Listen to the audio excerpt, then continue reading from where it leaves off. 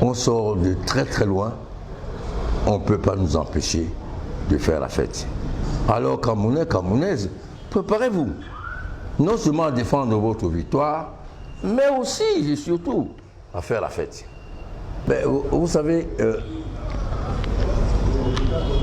les éléments dont vous parlez, ce sont les résultats des urnes des différents bureaux de vote dans tous les pays du monde. Lorsqu'il y a une élection, quelle qu'elle soit, il y a le matériel statistique, le matériel informatique qui sont mis en œuvre pour regarder l'évolution des résultats. On compile les résultats au fur et à mesure qu'ils arrivent. Forcément, les résultats dans les grandes villes arrivent plus rapidement que dans les pays. Et on trace une tendance. La tendance d'aujourd'hui est que Issa Tiroma Bakari a écrasé tous les autres candidats, à commencer par le président sortant. Et l'écart est si grand, si important, qu'il peut être difficilement rattrapé, compte tenu du fait qu'on est déjà à peu près 52% de compilation des résultats issus des urnes.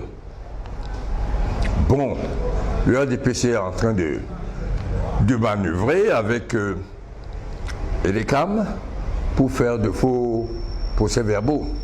Mais comme je vous l'ai dit, la tendance, les tendances marquent un écart exorbitant entre le premier et le deuxième, qui semble être Paul Biya, de telle manière que aujourd'hui proclamer Issa vainqueur de l'élection est une évidence.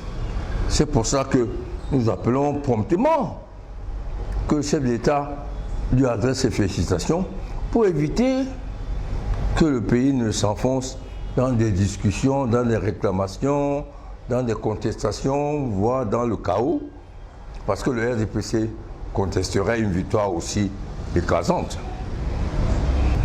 Bon, malgré tous les fakes, les fantasmes véhiculés par le service du parti au pouvoir, il se porte comme un charme.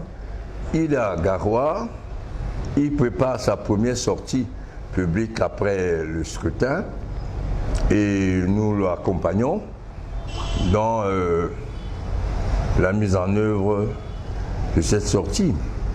Il regarde le travail de compilation que l'Union pour le changement et le FSNC sont en train de faire, et c'est pour ça qu'il prend le temps que ce travail avance suffisamment avant qu'il ne prenne la parole.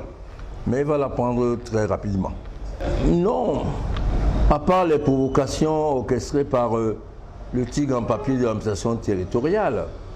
Bon, je crois que M. Tangandji cherche absolument à ce qu'il y ait du désordre, le chaos et les contestations dans ce pays. Parce que ces déclarations qui ne sont pas appropriées, parce que ce n'est pas lui qui fait la police de l'élection présidentielle, c'est l'ECAM qui assure la police et fait recours, si besoin est, aux forces de l'ordre ou à l'administration. Toutes les déclarations de M. Tangandji montrent que ce monsieur voudrait des affrontements dans ce pays. Quand il décide qu'il va arrêter un candidat à l'élection présidentielle, et quel candidat?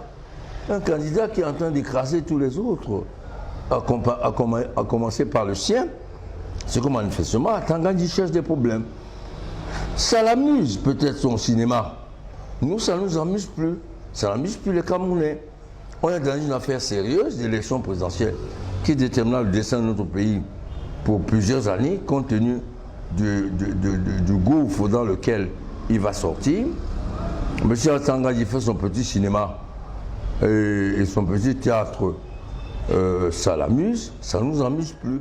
Et nous le mettons en garde qu'il assumera toute la responsabilité de ce qui pourrait arriver s'il continue à faire de la provocation grossière à l'encontre de notre candidat actuellement vainqueur de l'élection présidentielle. les résultats sont publics. L'article 113 du Code électoral rend public le résultat sorti des urnes.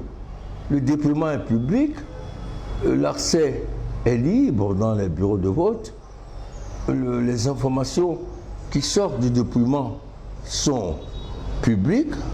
Donc aujourd'hui, l'ECAM ne peut pas se tromper, sauf s'il le fait sciemment, bien sûr, sur la vérité des urnes. La vérité des urnes est déjà là.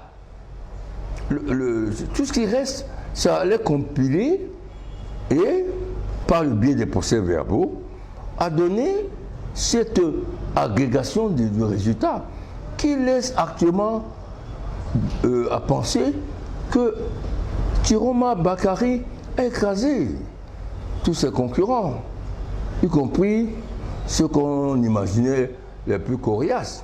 Donc je ne vois pas comment l'ECAM peut s'en sortir en publiant des résultats qui manifestement vont à l'encontre de la réalité dans les urnes. Bon, alors, je dis aux Camerounais, nous avons gagné. Issa Tiroma Bakary sera certainement le prochain président dans ce pays. Nous allons faire la fête. Nous attendons que notre président prenne la parole et nous rassure sur sa détermination à aller au bout du processus qu'on a commencé ensemble il y a un peu plus d'un mois, à savoir changer l'avenir de ce pays avec toutes les énergies vives, saines, patriotes, pour que ce pays-ci, le pays de nos ancêtres, le pays des Oum, des Wandi et des Moumiers, sorte de l'ornière.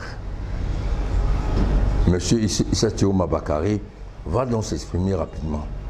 Et nous allons commencer la fête. Nous, on l'a fait déjà hier, on va la commencer. Que le Camerounais se prépare, les sifflets, les vuvuzelas, les instruments de musique seront indispensables pour faire la fête.